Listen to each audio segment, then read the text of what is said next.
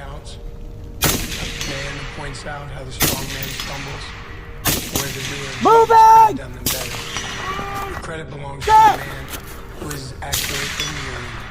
His face is marred by dust, sweat, and blood. Who strives valiantly, who errs and comes short again and again, because there is no effort without error and Reloading! I'm up! But he who strives to actually I got you! Who knows the great enthusiasm, great devotion, who spends himself in the cause, Moving!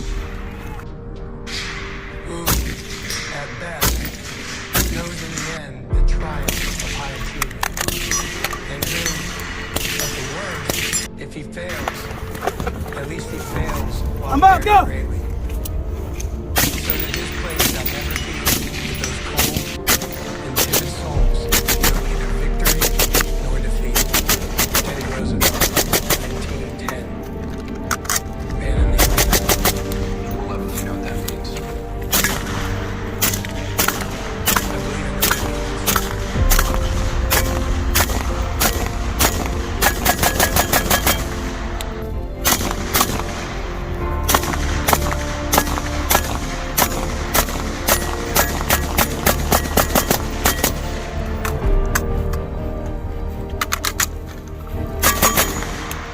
Alright guys, welcome back to the channel. So today I'm going to go over a video that I've had in the works for a little while, and that is the concept of the general purpose rifle, or the GPR if you will.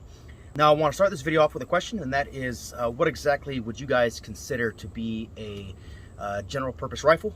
The reason I ask that is this kind of concept is going to actually change from area of operation to AO.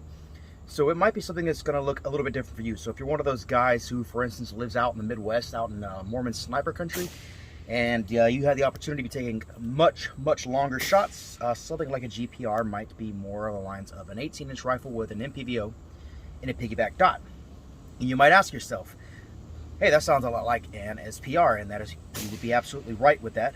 So for me, what is a GPR? Essentially what you've got here in front of you today is my rendition of what a general purpose rifle would be, specific to my AO. I know some of y'all might notice that I've got an ACOG on here, and you might ask the question, hey, why an ACOG over something like a 1-6, 1-8, or even 1-10 LPVO? And me and my guys, we've done quite a bit of testing with LPVOs and running different drills, and one of the problems that we have consistently ran into is the ability to effectively PID targets out at further distances, especially whenever they are camouflaged in such a way that matches their environment. Now, this is kind of me just guessing at exactly what it is that might be going on with this, and what I think is because of how much glass they're having to actually pack into them optics, into that tight little space, coupled with the small objective lens, they're not actually gathering enough light and pushing it rearwards to the ocular lens to provide you with enough definition to actually effectively pick out images and differentiate the slight variations in colors that you're noticing at different distances. So if you're one of those guys that's constantly shooting white targets on a dark colored background that's easily contrasted, LPVOs might work great there, but one of the problems that we run into is once you start camouflaging targets at a distance, it gets significantly harder to see. Now, one thing, at least for me, that I've noticed with an ACOG, I have an easier time picking out those differences. One, because it's got a bit larger of an objective lens, but also there's not a ton of glass crammed into these. And if any of y'all have ever looked through an ACOG, you'll know that these optics actually appear incredibly bright, and there's a lot of definition downrange. Now, I know some people might say that eye relief is a problem in ACOGs, and they absolutely have that issue. Personally, one thing that I found that has been, I don't know if it's necessarily a fix for it, is actually adding a riser underneath the optic, getting the optic up higher, getting your head more straight up and down. I have an easier time getting behind it like that. So, all right, so let's go ahead and go over this setup, and I'll give you the ins and outs of it, a couple things I like, a couple things I don't like, some things I'm going to change in the future. So starting from the front, this can is not something that's new to the channel. It's the same YHM Turbo K that you guys know and love.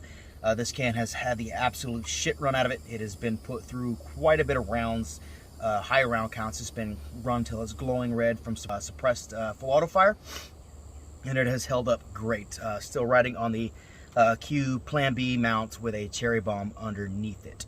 Now, the heart of the soul of this rifle is going to be the barrel bolt carrier group, and the one I chose to go with, I chose the Rosco 13.7 Purebred. A couple of reasons for that. Moving around in the bush, the slightly shorter barrel over a 14.5 is a lot more maneuverable, and you're not really losing a whole lot of velocity out of this versus a 14.5. The reason I went stainless, so this barrel won't see the abuse that, say, like my 10.5 or my 11.5 will. This barrel will be, it'll have a high round count, currently has a high round count, but it's not going to be run to quite the degree that it will. So barrel life isn't something that's really calculable, but generally what happens if you're doing really high round count drills, like the run and gun drills that we do with our 10.5s or carbines, or if you will, the barrels are going to burn out a lot faster than if you were a little bit more easy on them and you run this gun in a slightly more of a precision roll. So the whole purpose behind the GPR is not necessarily looking to get into any kind of engagements, but you absolutely want to have the ability to create standoff between you and whatever opponent.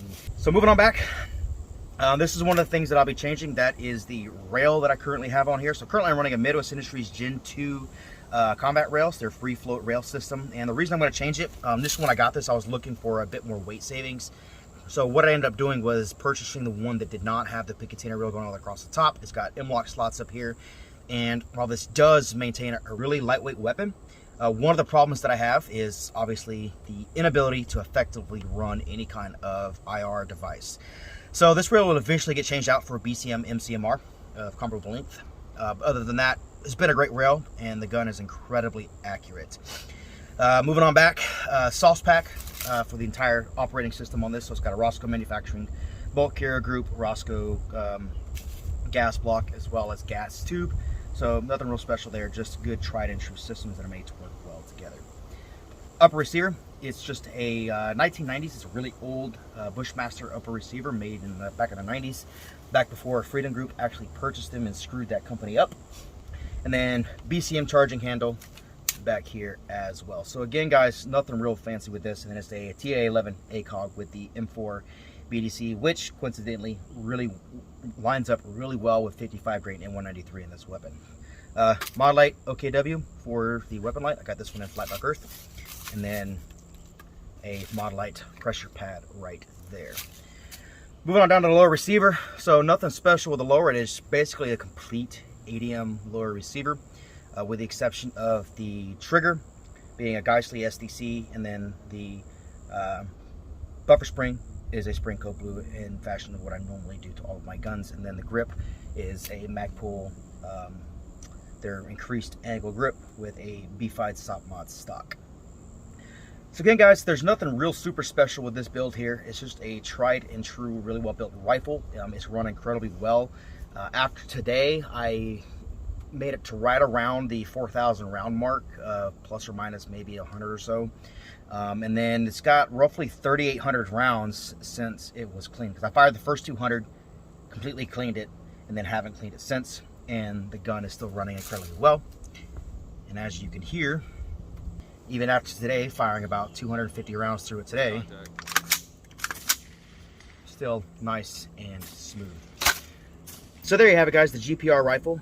Nothing super special as with any of my other builds. I'm aside for a little bit more high end of a lower receiver that's on this guy. But again, if I threw an arrow on here, I would not have any difference in performance comparatively to what's the parts that are inside of this particular lower receiver.